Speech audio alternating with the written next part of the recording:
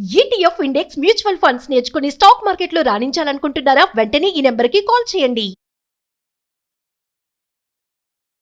నమస్తే, welcome to Suman TV. నేను పద్మిని. ప్రస్తుతంతో పాటు ప్రముఖ ఆధ్యాత్మికవేత్త, సూర్య ఉపాసకులు, sun spiritual society founder Vikramaditya garu మనతో పాటు ఉన్నారు. మాట్లాడదాం సార్. నమస్తే సార్. సూర్యోస్మి తల్లి.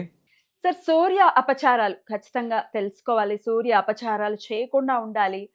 అంటే చేసేవన్నీ చేసేస్తూ, అంటే అపచారాలు జరిగిపోతూ ఇన్ని పూజలు చేసా అన్ని పూజలు చేసా ఫలితం రావట్లేదు అని అంటే ఎక్కడో ఏదో తప్పిదం జరుగుతుంది కదా అని మీరు చెప్తూనే ఉన్నారు.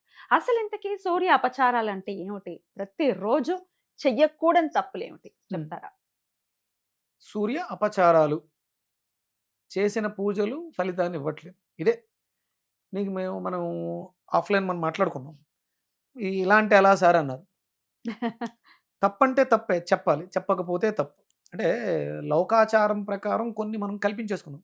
ఇప్పుడు ఆశ్వేజ మాసంలో దేవి శరన్నవరాత్రులు మనకి వడ్డిపతి పద్మాకర్రావు గారు చెప్తారు. ఆవిడ దుర్గ, అంతేగాని రకరకాల అలంకారాలు లేవు, కానీ మనం చేస్తున్నాం, ఆడంబరంగా చేస్తున్నాం, ఎక్కడ భక్తి శ్రద్ధలు లేవు. 9 రోజులు కూడా విపరీతంగా చండీ చేస్తాం. కానీ నేను లాస్ట్ టైం మీకు చెప్పాను, చండీ వేద ప్రమాణం కాదు, అది కల్పాల్లో వచ్చింది, పురాణాల్లోంచి కల్పాల్లో తీసుకున్నాం. హోమం చెయ్యాలి అంటే వేద ప్రమాణం అయి ఉండాలి. అప్పుడు ఆ లెక్క ప్రకారం నేను వేదంలో తీస్తే 17 రోజులు చేయాల్సి వచ్చింది శరన్నవరాత్రి ఉత్సవాలు.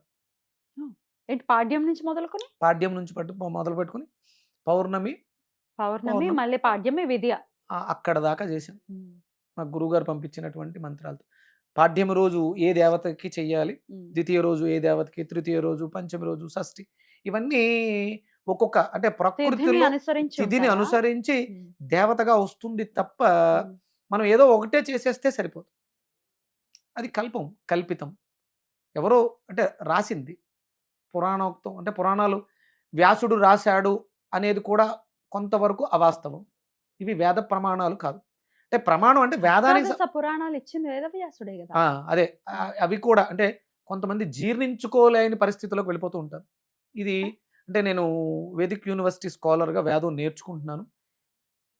ఇప్పటి వరకు మనం చెప్పినవన్నీ విన్నవన్నీ అవాస్తవాలు అనే బాధలో ఉంటారు. దయచేసి అలా బాధపడకండి. ప్రతిదానికి ఒక పరిష్కారం. పురాణాలు, అష్టాదశ పురాణాలు ఎలా వచ్చాయి, వ్యాసుడు ఏం చెప్పారు, అంటే వ్యాసులు ఏం సామాన్యులైన ఆయన పేరుతో కొన్ని కల్పితాలు జరిగినాయి. అవన్నీ మనం తర్వాత మాట్లాడొచ్చు. ఓకే. ఇక్కడ ప్రమాణం లేని పనులు చేయడం వల్ల, అంటే ఒక మనం నిర్మించుకున్నటువంటి ఒక వ్యవస్థ, పోస్ట్ ఆఫీసు, బ్యాంకు, లేకపోతే రైల్వే స్టేషన్, అక్కడికి వెళ్ళినప్పుడు ఇది మనం ఏర్పాటు చేసుకున్న వ్యవస్థలో ఒక ఫామ్ ఫిల్లింగ్ అనేది దానికి తగ్గట్టుగా లేకపోతే మనం టికెట్ ఎలా తీసుకోలేమో, మనం పోస్ట్ చేసినటువంటి ఉత్తరం ఎలా అయితే రీచ్ అవ్వదో, మనం సబ్మిట్ చేసినటువంటి చెక్ ఎలా ఎన్కాష్ అవ్వదో, అలాగే ఇక్కడ కూడా అపచారాలు జరుగుతున్నాయి. ఇంతకీ అసలు నిత్య దైనందిన జీవితంలో జరిగే అపచారాలు ఏమిటి? సూర్యోదయానికి పూర్వం నిద్ర లేవకపోవడం, ప్రత్యక్ష భగవానుడైనటువంటి సూర్య ఆరాధన విస్మరించడం, ఇక అవైదికాలు. ఆదిశంకరాచార్యులు వారు ఏవి అవైదికం అన్నారు? పంచాయతనం కాకుండా ఇంకా ఏదైనా అవైదికం అన్నారు. పంచాయతంలో ఏముంది? గౌరీ, శివుడు, దుర్గ, అంబిక, అదే శక్తి, శివుడు, విష్ణువు, గణపతి, సూర్యుడు, షణ్ముఖుడు, అంతే. ఈ షణ్మతాలే ఉన్నాయి. ఇవి కాకుండా మీరు ఏది చేసినా అది అపచారమే. అంటే ఓకే, మీకు అది ఇష్టం, చేస్తే చేసుకోవచ్చు. కాకపోతే ఇందులో ప్రథమంగా ఉన్నటువంటి ఈ షణ్మతాల్లో ఉన్నటువంటి దాని ఉపాసన, అందులో ప్రథమంగా సూర్య ఉపాసన చెయ్యకుండా, సూర్య ఆరాధన చేయకుండా మీరు ఏది చేసినా అది మీకు ఫలితాలు అంత త్వరగా రావు. దానివల్ల ఇబ్బంది పడతాం. ఇది సూర్య అపచారమే.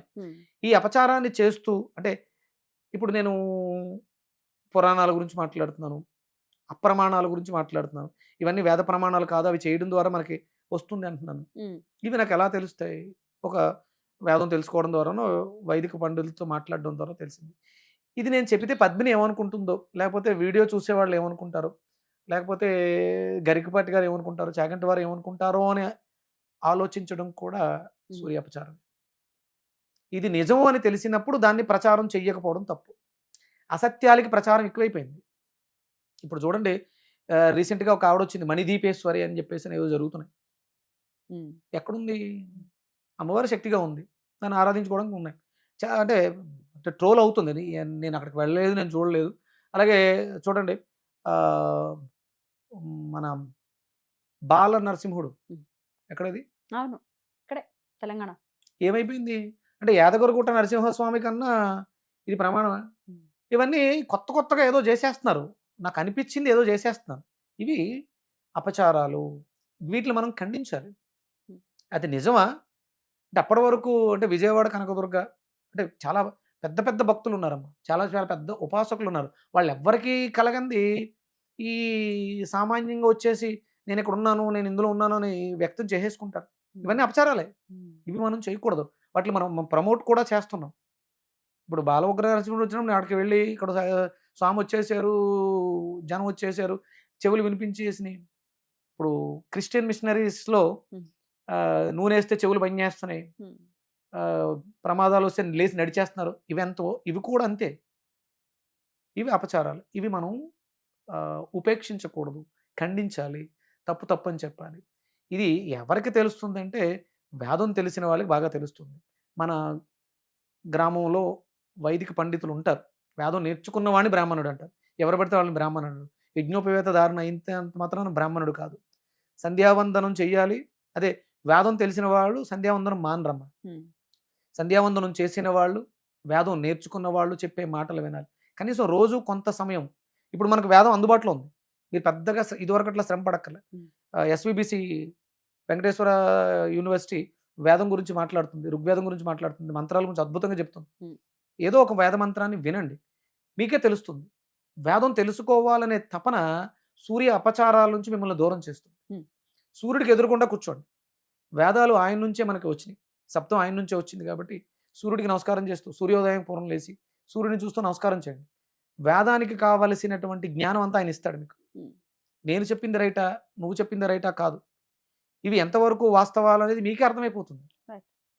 ఇది మనం ఆచరణలో పెట్టుకోవాల్సింది. ఇక తినే తిండి విషయంలో కూడా ఖచ్చితంగా చెప్పి ఉంది శాస్త్రం. ఏ సమయంలో తినాలి, ఏ సమయంలో తినకూడదు.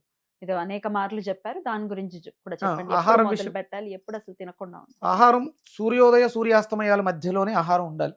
అది కూడా మీరు చేస్తున్నటువంటి ఆచారాలకి, ధర్మాలకి, శరీర ధర్మాలకి తగ్గట్టుగా ఉండాలి. ఉమ్, ఉదయం మనం తీసుకునే ఆహారం మినిమం 9 లోపు ఉండాలి. ఉమ్, అది ఫలాహారమై ఉండాలి. ఫలహారం అంటాం. దాన్ని మనం బ్రేక్‌ఫాస్ట్‌గా పెట్టి ఇడ్లీలు, దోసలు పెట్టాం అది కాదు. ఉమ్. ఫలాలే తినాలి. ఫలాలే తినాలి. ఉమ్, ఫలహారం అంటే ఫలాహారమే. ఉమ్, అవి ఫ్రూట్స్ ఆర్ వెజిటబుల్స్ ఇవే ఉండాలి. ఉమ్, మధ్యాహ్నం మనం మంచి భోజనం, ఉమ్, వండుకున్నటువంటి ఆహారం, సాత్వికమైన ఆహారం. మాంసాహారం నిషిద్ధం. మాంసాహారం తినే వాళ్ళందరూ కూడా సూర్యాపచారానికి లోనే అనారోగ్య సమస్యలతో బాధపడతారు. ఉమ్, ఇది తథ్యం. ఇది నా మాట కాదు, వేదం చెప్పింది.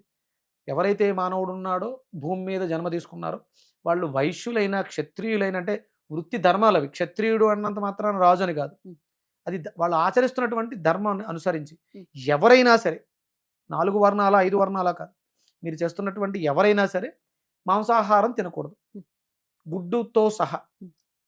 ఇది ఆరోగ్యము, బలం ఇవన్నీ కూడా అవాస్తవాలు, వాస్తవాలు కాదు. ఓకే. ఇది తినకూడదు. ఇది సూర్యాపచారంలో పెద్ద అపచారం. ఏ రోజు కూడా ఏ రోజు కూడా, ఉమ్, ఏ ధర్మంలో ఉన్న వాళ్ళు కూడా కంప్లీట్ గా కంప్లీట్ శాకాహారులయ్యే ఉండాలి. శాకాహారులుగానే ఉంటేనే సూర్య అపచారం చేయనట్లు లెక్క. ఓకే. దాని తర్వాత తర్వాత సాయంత్రం సూర్యాస్తమయానికి ముందు ఉమ్, మనం సంధ్యావందనం అవి చేసుకోవాలి, సూర్య నమస్కారం చేసుకోవాలి. తేలికగా జీర్ణమైనటువంటి ఆహారంలో అంటే మనం పాలు కానీ లేకపోతే వేడివేడి జావ, గెంజి అంటారు చెప్పాలంటే. అంటే మధ్యాహ్నం వండి వార్చినటువంటి గెంజిని కొంచెం వేడి చేసుకుని కొంచెం ఉప్పు, మిరియాల పొడి వేసుకుని తాగితే చాలా బాగుంటుంది, ఆరోగ్యంగా ఉంటుంది. ఓకే. ఇలా అంతే. తేలికగా జీర్ణం అయిపోయింది. రాత్రులు మళ్ళీ తినటాలు. సూర్యాస్తమయం తర్వాత మనం చేసేటువంటి భోజనం విషతుల్యం అవుతుంది, మనకి అనారోగ్యాన్ని తెచ్చిపెడుతుంది. ఓకే. ఎటువంటి పరిస్థితుల్లో తినకూడదు. కఠినంగా అనిపించవచ్చు కానీ తప్పదు. అనారోగ్యాలతో బాధపడుతూ ఉంటే అంటే ఇప్పుడు తినేయచ్చు, ఈరోజు ఏమీ దాని ఫలితం ఉండదు. దీని ఫలితం లాంగ్ రన్లో మన మీద పడుతుంది. Right. అందుకని ఏంటంటే ఆ తర్వాత కూడా సూర్యాస్తమైన తర్వాత కూడా తేలికగా జీర్ణమయ్యే గింజలు అవి తీసుకోవచ్చు. ఉమ్, తినడం తప్పన్ను. ఉమ్. తేలికగా జీర్ణమయ్యే పదార్థాలు మనం ద్రవ తీసుకోవచ్చు. పదార్థాలు. ద్రవ పదార్థాలు వేడిగా ఉండాలి, Right. చల్లగా ఉండకూడదు. Right. ఫ్రిడ్జ్లో అవి తినకూడదు. Right. ఇక కఠినంగా ఉండేటువంటి బిర్యానీలు, మాంసాహారాలు అస్సలు తినకూడదు. ఓకే. రైట్. ఇదేదో మాంసాహారం సండే తినొద్దు అనట్లేదు. ఏ రోజు తినొద్దు అని చెప్తున్నారు. సూర్య అపచారాలు మరి అడిగారు కాబట్టి నాన్ మేము మాట్లాడాం. వెజిటేరియన్ తినే వాళ్ళ పరిస్థితి ఏమిటి? అసలు తినేవాళ్ళే లేరు కదా, తినకూడదు. ఎవరు అంతే. తినకూడదు, సూర్య అపచారమే అది. అసలు ఈ రోజు అలాంటి రోజు వస్తుందా? అప్పుడు సండే చికెన్ షాపులు మటన్ షాపులు కట్టేస్తే చూడగలనా అని చూసి అనుకున్నాను నేను. ఒక రోజు వచ్చింది, నేను చూసాను, 2 ఏళ్ల పాటు చూసాను. Corona time. ఇప్పుడు నువ్వు అడిగావు, ఇవాళ డేట్ ఎంతమ్మా? ఇవాళ డేట్ 30th 30వ తారీఖు జనవరి జనవరి మాఘమాసంలో ఒక ప్రశ్న అడిగావు, ఆ. చూడగలవా అని. ఆ. ప్రయత్నించి చూద్దాం. చూద్దాం. చాలా మందిలో మార్పు వచ్చింది, చాలా మంది మానేశారు. కమెంట్స్ పెడుతూ ఉన్నారు. మేము సండే ప్రత్యేకంగా మానేసామంటే మానేశారు. చాలా మారిపోయింది లైఫ్ అని చెప్తుంది. మిగతా రోజులు కూడా మారి చూడండి, ఒక్క సండే మారితేనే లైఫ్ మారితే ఆ. మిగతా రోజులు మానేస్తే మీ లైఫ్ మారదా? మారుతుంది. మారాలని చేయండి. కోరుకుందాం, ప్రయత్నం చేద్దాం. ఉమ్. మారిన వాళ్ళు మీ కామెంట్ రూపంలో తెలియజేయండి. Right. కొంచెం మనసు కూడా చివుక్కుమన్న వాళ్ళు కూడా ఉంటారు ఆ. కొంతమంది. ఆ. ఏంటంటే ఇంత మాట్లాడేస్తున్నాడు అంటే వేదం ఇంత తలకెక్కేసిందా అని. వేదం తలకెక్కితే అందరూ ఇలాగే మాట్లాడతారు. వేదం తెలియాలమ్మా, ఆ. వేదం తెలిస్తే నిజం మాట్లాడతారు. వేదంలో అది ఉంది కాబట్టి. Right. అంటే పూర్తిగా మారిపోయావా అంటే మారుతూ ఉన్నాను, మారాల్సిన మార్పులు ఇంకా నాలో ఇంకా చాలా రావాలి. నన్ను నేను మార్చుకుంటూ, నేను మారుతూ మీకు చెప్పే ప్రయత్నం చేస్తున్నాను. మిమ్మల్ని మార్చే ప్రయత్నం కాదు, చెప్పే ప్రయత్నం. విని చెడినవాడు లేడు, అంటే సత్యం విని చెడినవాడు లేడు. ఉమ్. అది సత్యం అయితే వింటారు, ఆచరిస్తారు, బాగుంటారు. Right. అది అసత్యం అయితే విడిచిపెడతారు. Right. మీకు అసత్య ప్రచారం చేస్తే దాని ఫలితాన్ని నేను చూస్తాను. ఉమ్. చాలా రకాల అసత్య ప్రచారాల మీద యుద్ధం జరుగుతోంది. కొన్ని కొన్ని అవైదిక ధర్మాలని తుడిచేయాలని ప్రయత్నం చాలా మంది చేస్తున్నారు. ఉమ్. కరుణాకర్ సుగ్గు, లలిత్ కుమార్, వీళ్ళందరూ ఇలాంటి వాళ్ళందరూ అవన్నీ చూస్తాం త్వరలో. ఉమ్. అసత్యాలన్నీ కూడా తుడిచివేయబడతాయి. Right. ప్రక్షాళన జరుగుతోంది. హిందూ ధర్మం అభివృద్ధి తన ఉనికిని ప్రకటిస్తుంది. ఉమ్. తను నిరూపించుకోవాల్సిన అవసరం లేదు హిందూ ధర్మానికి. Right. ఏదైతే సత్యం ఉందో అది స్టాండర్డ్, అది నిజాయితీగా ఉండిపోతుంది. అద్భుతంగా తెలియజేశారు సార్. కృతజ్ఞతలు. నమస్తే. సూర్యోస్మిత. సూర్యోస్మి.